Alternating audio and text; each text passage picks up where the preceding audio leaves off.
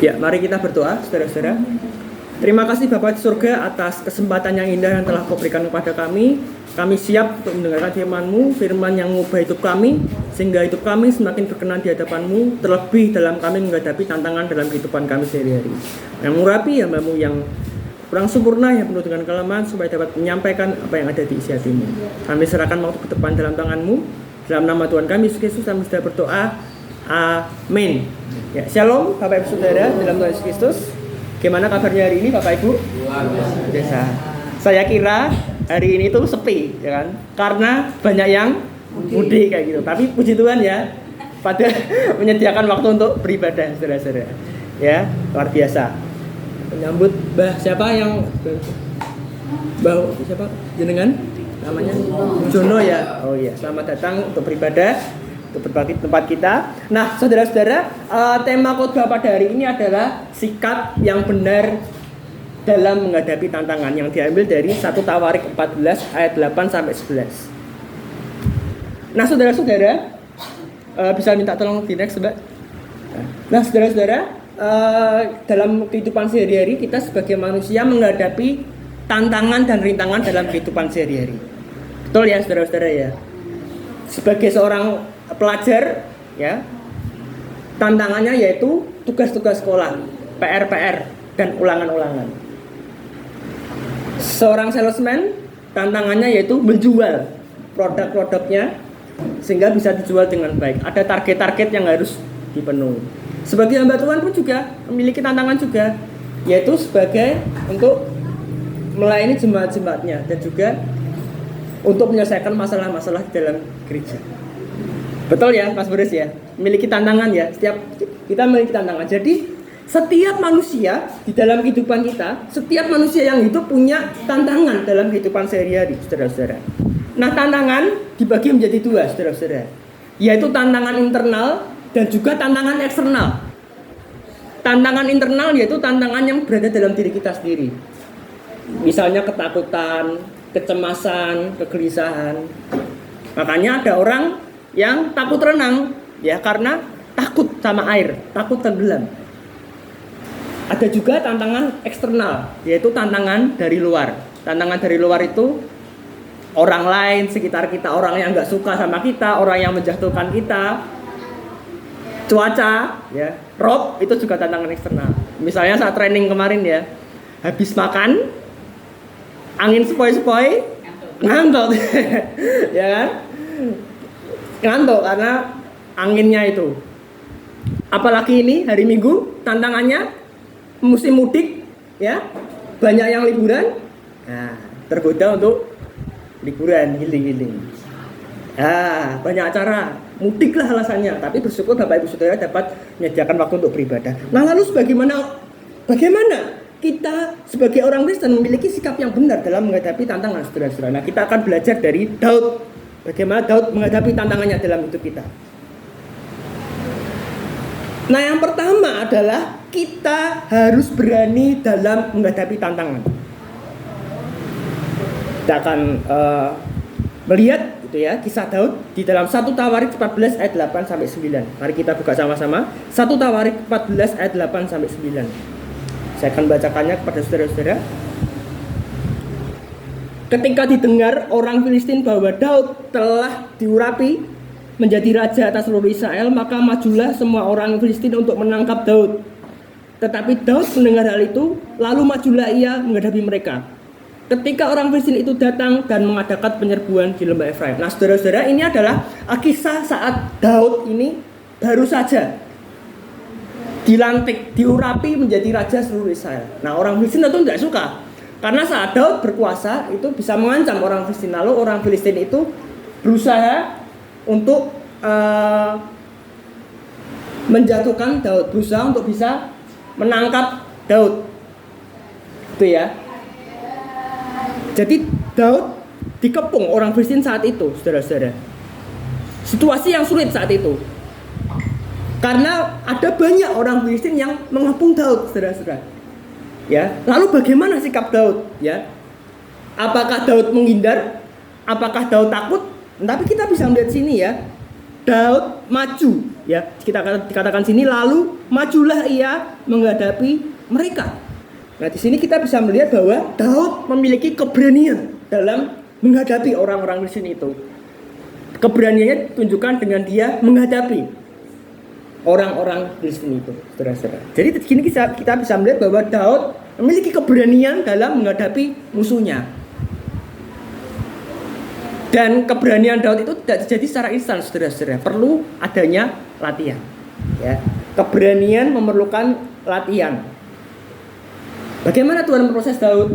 Sebagai gembala, Daud mengajar singa dan juga beruang. Jadi saat menggembala, domba-dombanya diterkam, Daud melepaskan domba-dombanya itu dari terkaman singa dan beruang. Itu tidak mudah, saudara-saudara. Itu penakutkan. Daud berhadapan dengan binatang buas. Nah, itu ada gambarnya ya, saudara-saudara ya.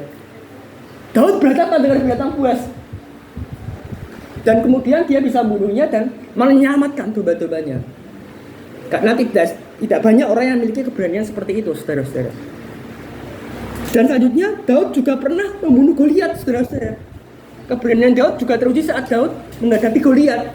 Daud saat itu masih remaja.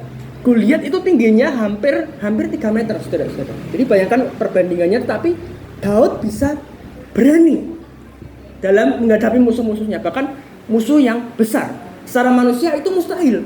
Secara manusia itu tidak mungkin, tapi akhirnya mungkin. Nah, lalu kita mungkin bertanya-tanya, mengapa Daud bisa memiliki keberanian seperti itu? Mengapa Daud punya keberanian yang luar biasa ini?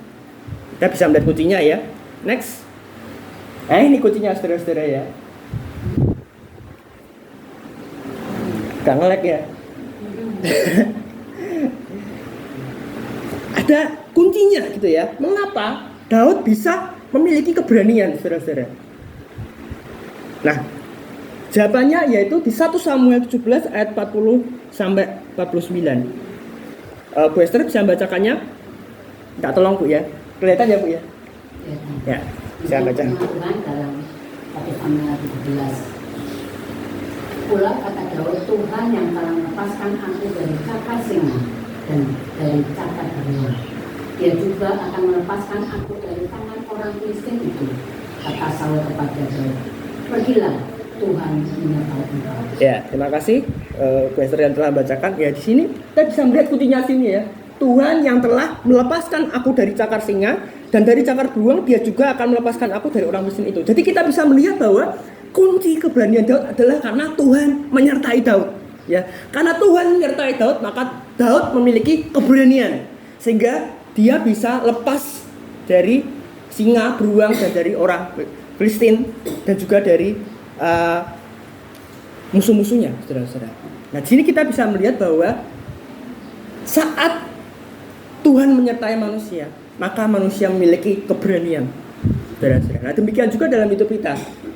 Tuhan yang sama yang menyertai Daud dalam menghadapi Goliat, singa dan beruang, juga Tuhan yang sama yang menyertai kita.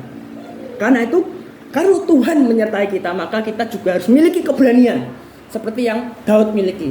Keberanian gitu ya dalam menghadapi masalah dalam hidup kita, tantangan dalam hidup kita. Kita punya tantangan berbeda-beda. Tapi kalau kita tahu pribadi yang menyertai kita, kita tahu bahwa yang menyertai kita adalah Tuhan yang Maha Kuasa, Tuhan yang pencipta alam semesta ini, kita tidak perlu takut, saudara-saudara, karena semuanya berada dalam kontrol Tuhan. Ya, kalau kita tahu Tuhan yang menyertai kita luar biasa, maka kita tidak perlu takut dalam menghadapi tantangan dalam kehidupan kita. Selanjutnya poin kedua. Poin kedua adalah kita dapat memohon petunjuk Tuhan. Kita bisa melihat di sini ya. Alih-alih memilih jalannya sendiri, ya, Daud bisa saja memilih jalannya sendiri, saudara-saudara, untuk bisa mengalahkan musuhnya. Dia kuat, dia punya tentara. Tapi kita melihat di sini ya, apa yang dilakukan Daud. Ya, saya akan bacakan sini. Bertanyalah Daud pada Allah, apakah aku harus maju melawan orang Filistin itu, dan akan kau serahkankah mereka ke dalam tanganku? Sini Daud berdoa pada Tuhan, saudara-saudara. Daud meminta petunjuk Tuhan. Apa yang harus dilakukan? Di sini Daud bergantung pada Tuhan. Daud meminta petunjuk Tuhan. supaya Tuhan dapat menuntunnya. Dan akhirnya Tuhan memberikan petunjuk. Majulah, aku akan menyerahkan mereka ke dalam tanganmu. Dan kita juga bisa melihat bahwa Tuhan kita Yesus Kristus juga memohon petunjuk kepada Bapa dalam pelayanannya, saudara-saudara. Di Markus 1 ayat 38 kita bisa melihat bahwa Yesus berdoa. Padahal sebelumnya Yesus mengalami pelayanan yang sukses di kota Kapernaum. Yesus mengusir banyak setan, menyembuhkan banyak orang sakit. Yesus bisa saja berada tinggal di kota itu karena pelayanannya sukses, pelayanannya berhasil. Tapi Yesus taat kepada Bapa, dia pergi ke kota-kota lain, saudara-saudara. Nah, apakah saat kita berada dalam masalah kita pun juga mohon petunjuk Tuhan, mohon pimpinan Tuhan, saudara-saudara.